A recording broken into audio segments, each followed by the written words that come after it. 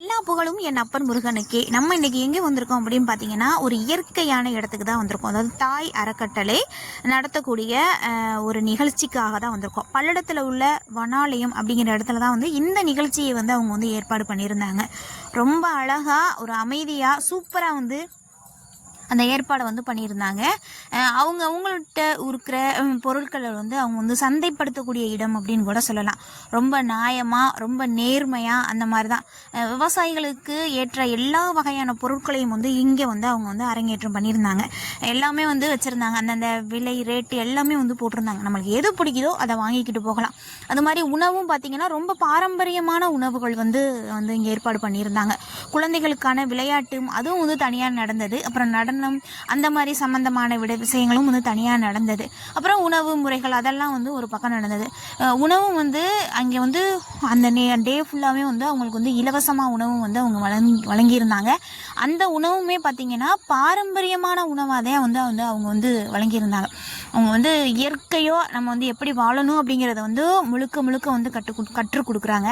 போன வருஷம் போகும்போதே எனக்கு ரொம்ப பிடிச்சிருந்தது அந்த இடம். அதனால தான் இந்த வருஷம் பல்லடம் அப்படிங்கிறது மெயினில் தான் இருக்குது அந்த இடம். அதனால் போகணும் அப்படின்னு இந்த வருஷம் எப்போன்னு எதிர்பார்த்தேன். ஏன்னா போன வருஷம் ஒரு வருஷம் போனால் அடுத்த வருஷம் நம்ம போகணுமா போக வேணாமாங்கிற முடிவு எடுப்போம்ல, அதே மாதிரி போன வருஷம் போகும்போதே நான் இந்த இடத்துக்கு கண்டிப்பாக போகணும் அப்படிங்கிற ஒரு முடிவோடு தான் போயிருந்தேன். எப்போ வரும்னு எதிர்பார்த்துக்கிட்டு இருந்தேன். கண்டிப்பாக அந்த டேட்டை அறிவிச்சோன்னா போய் பார்த்துட்டு வந்தேன். ரொம்ப இயற்கையான முறையில் அவங்க எல்லா ஏற்பாடுமே பண்ணி வச்சுருந்தாங்க.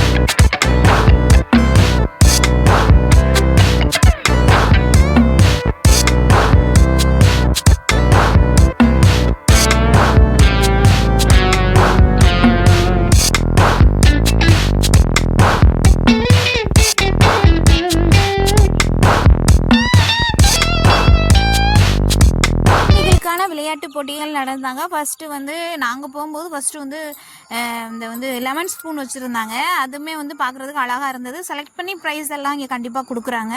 அடுத்து பிள்ளைகளுக்கு இந்த கயிறு இழுக்கும் போட்டி அப்படிங்கிற மாதிரி அது வச்சுருந்தாங்க. அதில் பார்த்திங்கன்னா நிறைய பசங்க ஜாயின் பண்ணிட்டாங்க. சொல்கிறதுக்கு முன்னாடியே ஒருத்தன் பிடிச்சி இழுத்துக்கிட்டு ரொம்ப ஒரு மாதிரி ரொம்ப ஜாலியாக இருந்தது.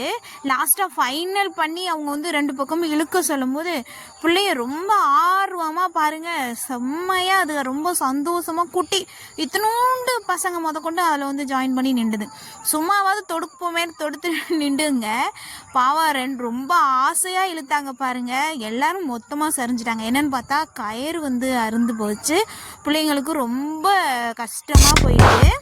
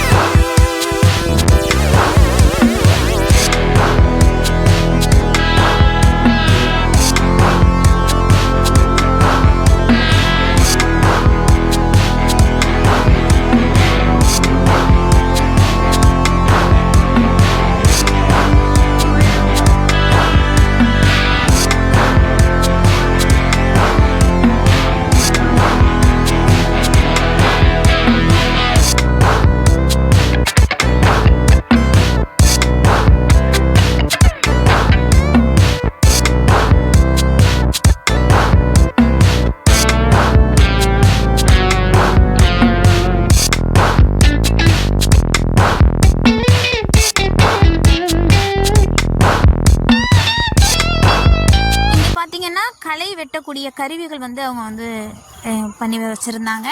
எப்படி களை எடுக்கிறது, களை வெட்டுறது களை வெட்டுறது அப்படின்னா அந்த கரும்புக்குள்ளே அந்த மாதிரி வெட்டி எடுக்கக்கூடியது, களை எடுக்கிறது அந்த கருவிகளும் இருந்தது.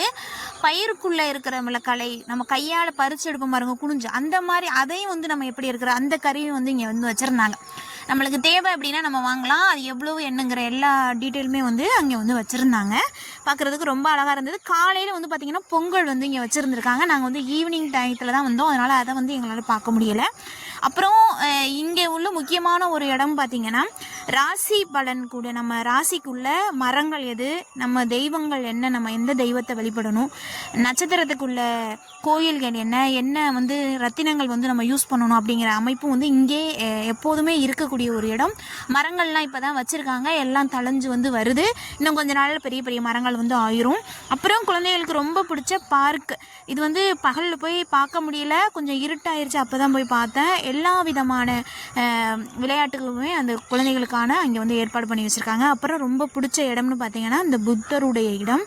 ரொம்ப அழகாக ஒரு அமைதியாக ஒரு மலைச்சாரலோட இருக்கிற மாதிரி ஒரு அமைப்பையும் வந்து அவங்க வச்சுருந்தாங்க. பார்க்குறதுக்கு அவ்வளோ அழகாக இருந்தது. நம்மளுக்கு ரொம்ப பிடிச்சமான இந்த எல்லா பொருட்களுமே வந்து அவங்க வந்து சந்தைப்படுத்தியிருந்தாங்க. நம்ம வாசலில் யூஸ் பண்ணுற பொருளில் இருந்து வீட்டுக்குள்ளே யூஸ் பண்ணுற எல்லா பொருட்களுமே வச்சுருந்தாங்க.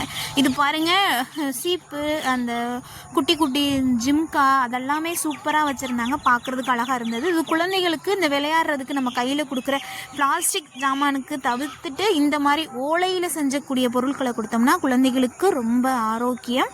அதனால் கிடச்சிச்சின்னா கண்டிப்பாக விட்டுறாதீங்க, ரொம்ப அழகாக இருக்கும்.